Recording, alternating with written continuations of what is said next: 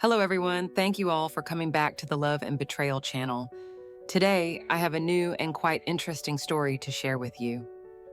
The Stranger Who Saved Me. I never believed in love at first sight, but I did believe in heartbreak at first betrayal, and mine came on a Tuesday. Rainy, quiet, cruel.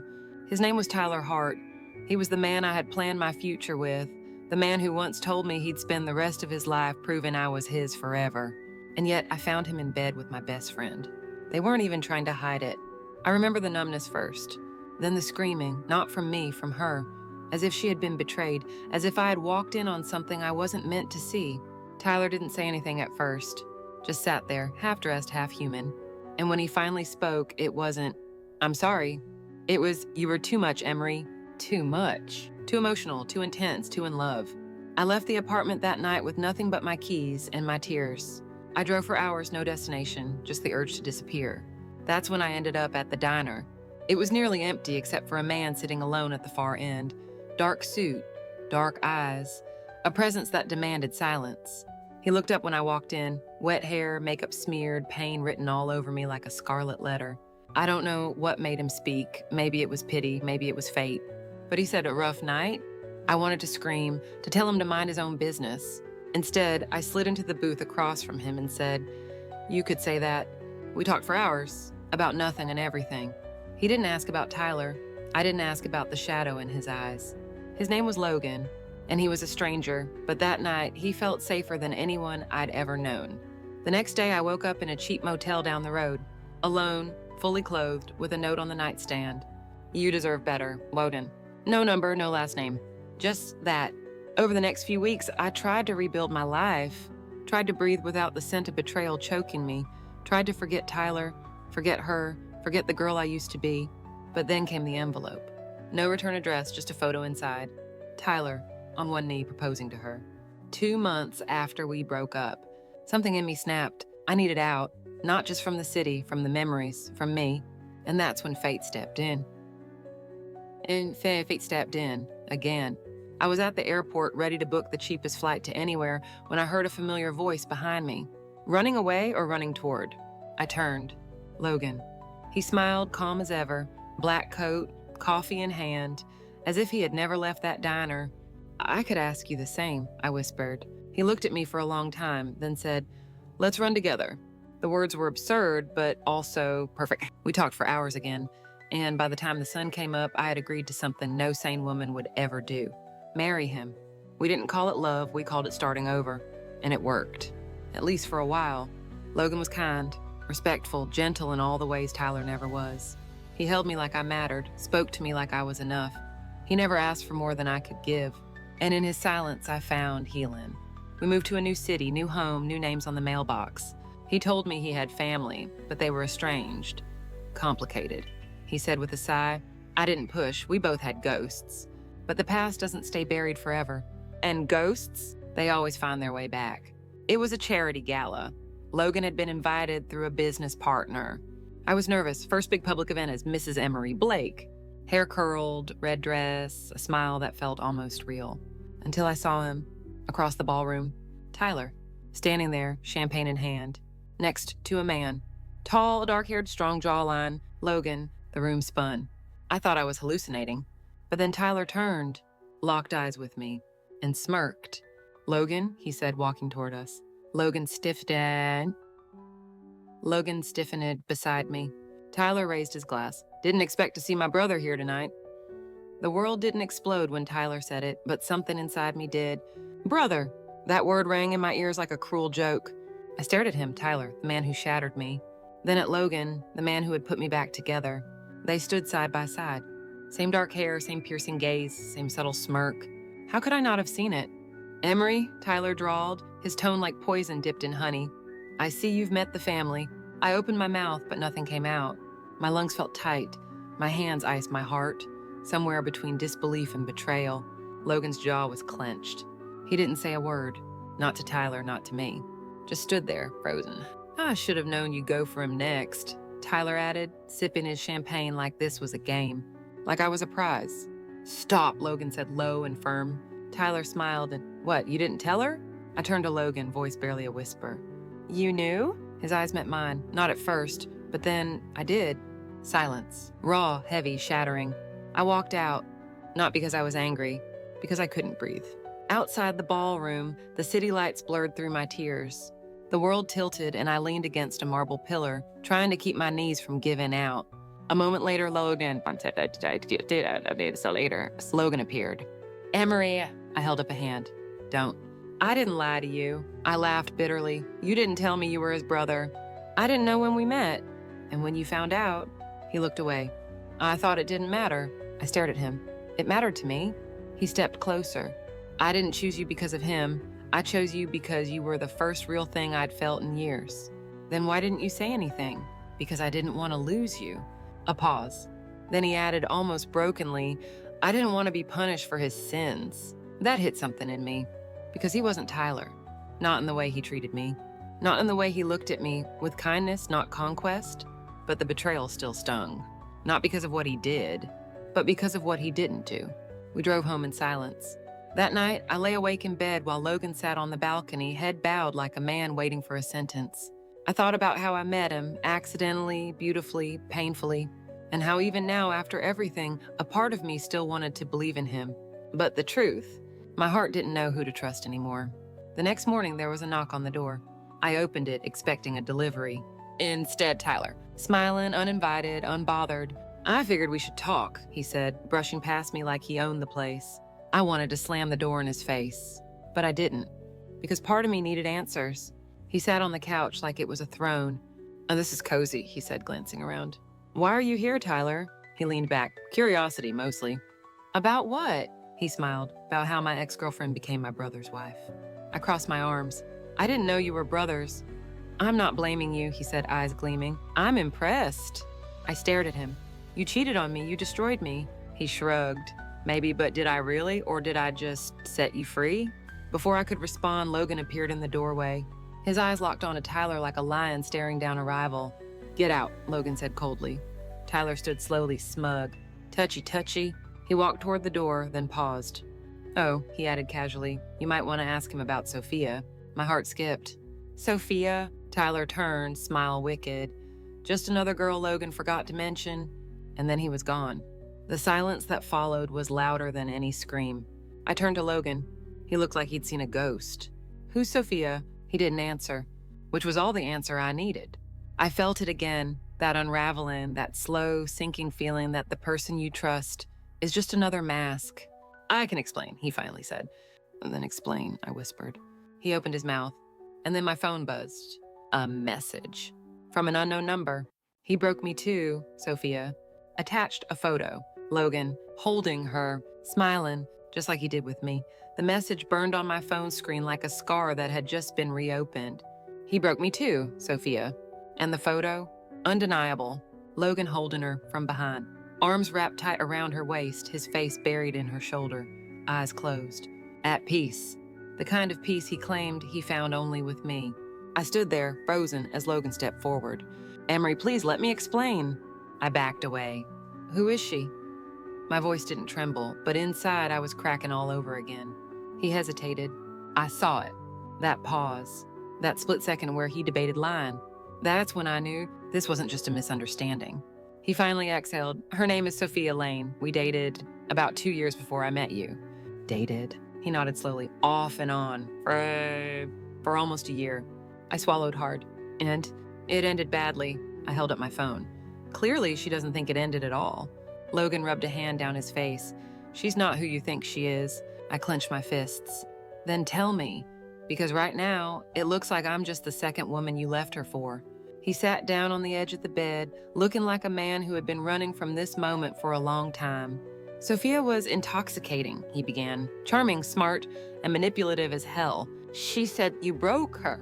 He looked up. We broke each other. She pushed. I pushed back. I became someone I didn't recognize.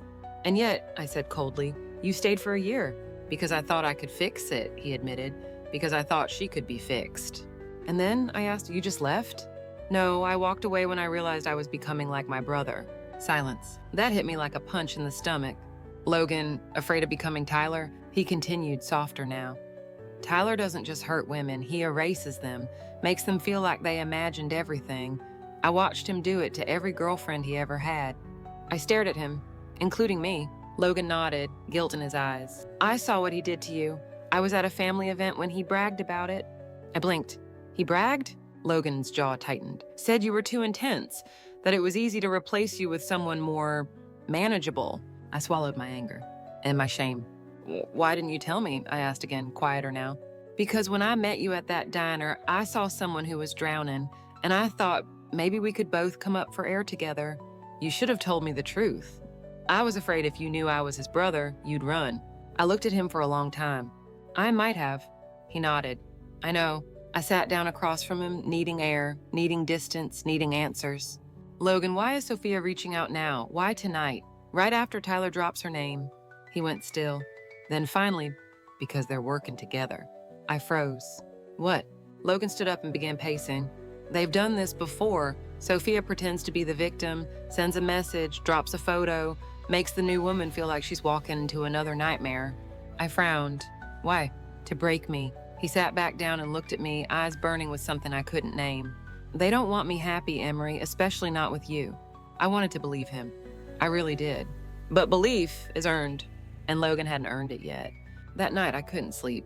I lay awake, staring at the ceiling, replaying everything. Logan's silence, Tyler's smirk, Sophia's message. And the part of me that hated this the most wasn't the betrayal. It was the fact that I didn't know who to trust anymore. The next morning, I made a decision. If Sophia wanted to reach out, I would answer. I messaged her back. If you're telling the truth, let's meet. Just you and me, no games. The reply came within minutes. Tomorrow, 2 p.m., Cafe Runa, come alone. I told Logan I needed space for the day. He didn't fight it, just nodded quietly and kissed the top of my head, like a man afraid of pushing one step too far. At 2 p.m. sharp, I walked into the cafe. It was small, cozy, too warm for how cold I felt inside. She was already there. Sophia, beautiful, polished, deadly. She looked up and smiled. Emery, she said, like we were old friends, you're prettier than the photos. I sat down crap. Her smile widened. I like you already. I got straight to the point. You said he broke you. She sipped her coffee. He did, in ways even he doesn't understand. Then why reach out now?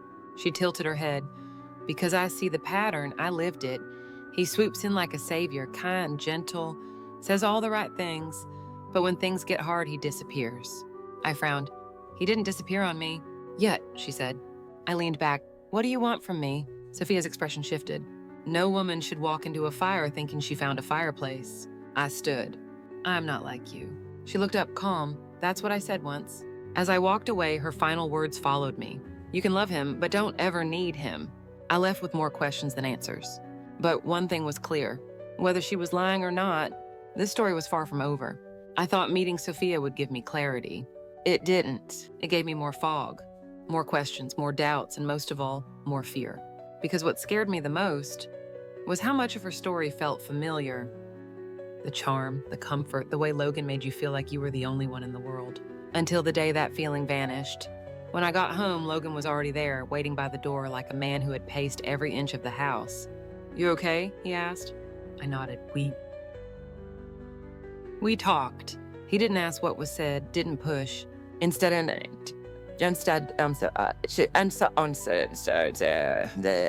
he poured me my tears.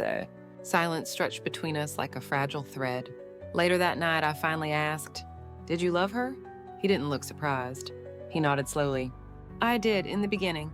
And the end? He looked down. I loved what I thought she was. I stared at him. That's not an answer. He turned toward me, voice low. She made me believe I was the best version of myself, but when things got hard, she used every weakness I had to destroy me. She manipulated my guilt, my silence. She used her pain as a weapon. And now, I whispered, I don't feel anything for her except regret. I believed him. At least part of me did. But the other part, the wounded, guarded, tired part, wasn't ready to trust again. Not fully. Not yet. The next few days were quiet, too quiet. I started to feel watched. Maybe it was paranoia, or maybe the past really was following me. Tyler hadn't reached out since that day, but I knew better than to think he was gone. No, Tyler never leaves quietly. Then came the envelope. No name, no stamp. Just placed it outside our door. Inside photos of me. at the cafe. Talking to Sophia. Another photo of me at the grocery store alone.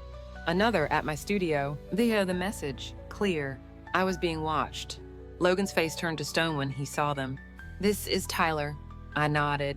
It's his way of reminding me he still has control. I grabbed the photos and threw them in the fireplace. But fire doesn't erase fear.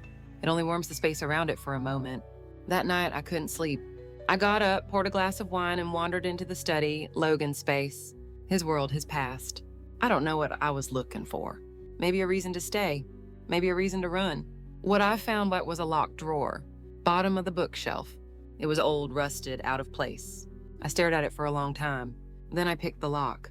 Don't ask me how. Some instincts are born from pain. Inside there was a box. Old photographs. A few journals. And a flash drive. I plugged it into Logan's laptop. There were only 2 folders. One labeled S. The other EH. My breath hitched. S for Sophia. EH. Ethan Hart. Tyler. I opened the folder. Documents. Emails. Screenshots. Bank transfers. Payments made from Tyler's account to a private investigator. Dates lined up perfectly with the time Logan and I had met. One email stood out. Target seems emotionally unstable. Perfect timing. She'll fall easily. Sent from Ted and then sent from Tyler. To the PI. With Logan Sisajid. I dropped the glass. It shattered on the floor, red wine spilling like blood. My knees gave out.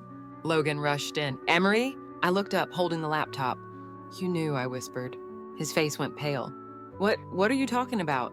I pointed to the screen. His eyes widened. And then he did the worst thing he could have done. He said nothing. I stood. You were part of it. No, Emery, please. You knew Tyler hired someone to watch me. You read the reports, you used them. I didn't. You knew I was vulnerable? Tears spilled down my cheeks, but I didn't care. He stepped closer, I stepped back. Tyler wanted to break me, I said, but you made me think you were my safe place. I didn't plan to fall for you, he said desperately. It started as a lie, yes, but I chose you. I love you. I stared at him through the blur of heartbreak. But it wasn't real. It is now, please believe me. I believed you once, I whispered. That was my mistake. I packed my bag. He didn't stop me. Not this time, because he knew this wasn't like before. This wasn't just betrayal. It was premeditated. It was a game. And I was just the prize between 2 brothers. One who wanted to destroy me, and one who claimed he loved me but broke me all the same. I left before sunrise. The air outside was cold, but it was nothing compared to the frost in my chest. Logan didn't chase me. He stood in the doorway, shirt rumpled, eyes hollow, lips pressed together as if he knew every word he could say would only make it worse. He was right. There was nothing left to say. I checked into a small hotel downtown under a different name. No one knew where I was. And for the first time in weeks, I slept, really slept, without waiting for someone to lie to me. But peace is never permanent in a war of hearts, especially when both sides still think they can win. The next morning, the front desk called. There's a gentleman here asking for you, Ms. Bennett. He says it's urgent. I froze. Only 2 people knew my real name. I told them I didn't want to see anyone. The receptionist hesitated. He said his name is Tyler. Of course. I found him waiting outside in a sleek black car, leaning casually against the hood like he owned the world. And maybe he did, at least in his mind. You're good at disappearing, he said, his tone laced with amusement. I crossed my arms. You're good at manipulating. We all have our talents. He smirked, touché. I should have walked away. But something kept me there. A part of me that needed to understand, to know why he started this sick game, to know why Logan joined it, to know why I was always the one being played. Why did you hire someone to follow me? I demanded. Tyler shrugged. Because I needed to know how broken you were after I left. I flinched. You're disgusting. Maybe, he said with a smile, but honest. He leaned in, lowering his voice. You think Logan was the savior in this story? No, Emery, he just played a different role, but we were always on the same team. I shook my head. He said he didn't know at first. Tyler chuckled. That's cute. He opened the car door and pulled out a file. Inside printed emails, photo gnome. One of them was dated the same week Logan and I met at the diner. She's vulnerable. If I don't reach out soon, she'll disappear. LH. Logan's initials. My stomach twisted. You both watched me like I was a test subject. No, Tyler corrected, his voice suddenly colder. You were the mirror. I frowned. What? You were the only woman who ever made me doubt myself. The only one who looked at me like I wasn't invincible. I hated it. I loved it. And when I broke you, I thought I'd won. I swallowed, bile rising in my throat. But Logan, he continued, he didn't want to break you. He wanted to become the man you thought I was. I stared at him, realizing something I hadn't allowed myself to believe until now. This was never about love. It's never about love. It was about power, control. 2 brothers, 1 woman, and a sick, twisted rivalry dressed up as romance. I don't want either of you, I said firmly. Tyler tilted his head. Then why are you still standing here? I'm not, I said, and I walked away. Back at the hotel, I stared at the mirror. For years, I thought love was the thing that would save me. But now I wasn't looking for love. I was looking for freedom. Later that evening, I received a message from Logan. Please, just one last conversation. You deserve the truth, all of it. I almost deleted it. Almost blocked him. But something inside me, something broken and defiant, hit reply. Tomorrow, 9 a.m., the lake, come alone. The next morning, I stood by the water where we once took our first walk as husband and wife. The memory felt like a lie now. Logan arrived on time. No smile, no excuses. Just pain. Real, raw, and finally, honest. I didn't know Tyler had eyes on you until after we met, he began. But you stayed quiet, I said. He nodded. Yes. Why? Because by then, I was already falling for you. And I knew that if I told you the truth, I'd lose you before I ever had a chance to prove I was different. I looked at him, but you weren't. He winced. I never laid a finger on you out of anything but love. But yes, I walked into your life with lies. Silence. Then he said something I didn't expect. Tyler did this because he's empty inside, but me, I did it because I was afraid. I whispered, afraid of what? That if you saw who I really was, you'd realize I wasn't worth saving. I didn't cry, not this time, because crying meant I still wanted something from him, but I had nothing left to want. I don't hate you, Logan, I said gently. He looked at me like that was worse than hatred. I don't love you either. That broke him. I saw it, the way his chest caved, the way his eyes dropped, the way the silence settled. I walked away, and this time no one followed. That night I made a list of who I used to be, of who I became, and of who I was going to be next. Not their pawn, not their mirror, not their competition, just me. Success didn't come overnight, but it came. 1 page, 1 blog post, 1 silent, trembling night at a time. And somehow, it turned into something bigger than I ever imagined. The book was published in fall.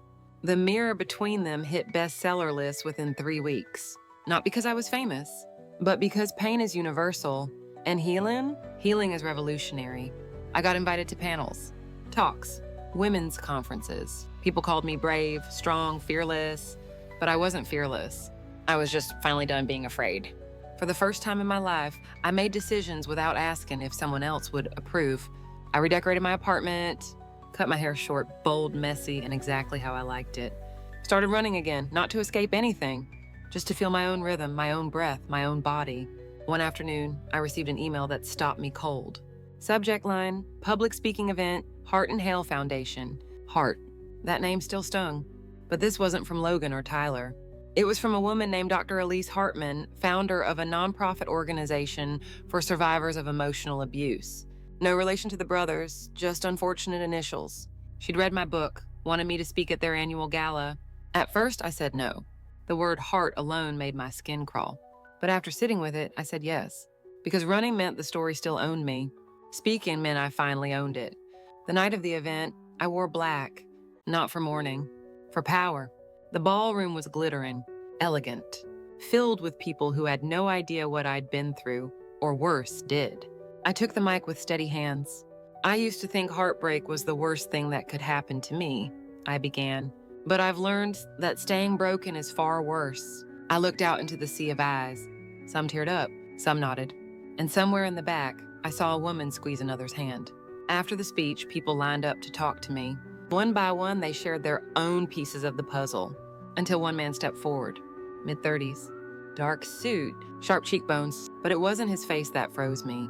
It was his eyes, steel gray, familiar, dangerously familiar. Ms. Bennett, he asked.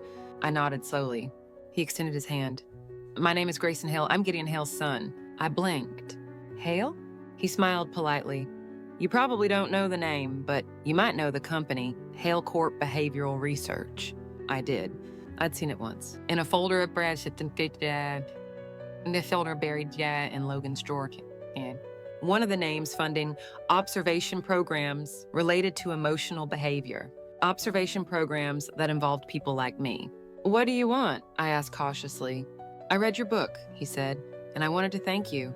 For what? For exposing what men like my father helped create. My heart dropped. I left the company years ago, he continued, but I always wondered how many lives were damaged by what they did. I was one of them, I said quietly. He nodded, and I want to help stop it.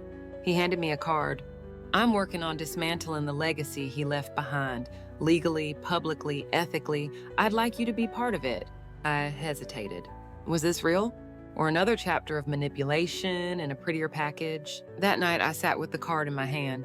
And for the first time, I didn't feel afraid of the past knocking again. I felt ready. I said yes the next morning. Because justice isn't about revenge. It's about truth. And I had spent too long being silenced. Grayson and I began working together, behind the scenes first. Meetings, interviews, legal strategies. He wasn't like Logan or Tyler. He didn't flatter. He didn't flirt. He listened. And when he spoke with weight, with care, with purpose. Still, I kept my heart guarded. But for once, I didn't feel the need to run. Weeks passed, then months. And one night, after another long meeting, Grayson looked at me and said, "You know, you've changed the way I see everything." I smiled. How so? You're proof that even after darkness, some people still choose to become light. I didn't say anything. But deep inside, something flickered. Not love, not yet, but hope. The kind that grows slow, quiet, and real. Love, when it's real, doesn't arrive like a storm. It doesn't demand, it doesn't overwhelm. It doesn't wear the mask of healing just to slip inside your wounds. No, real love whispers. It waits, it shows up, when you're no longer looking for it. And that's how I knew Grayson was different. We didn't fall into each other. We unfolded, slowly, carefully, like two people who'd spent too long being ripped open by others. It then started with long talks over coffee. Not the flirty kind, but the honest, exhausted, I trust you with my past kind. He told me about his father, Gideon Hale, how he'd grown up in the shadow of a man who treated people like test subjects. It's how he'd once believed in what Hale Corp stood for, until he didn't. Until he saw the broken lives it left behind. I think I joined them, he admitted one night, because I didn't want to be like my father, but I left because I was starting to become him. I listened, not to judge but to understand, because I knew what it meant to inherit someone else's damage and spend your whole life trying to be the opposite of them. Months passed, and the lawsuits against Hale Corp grew.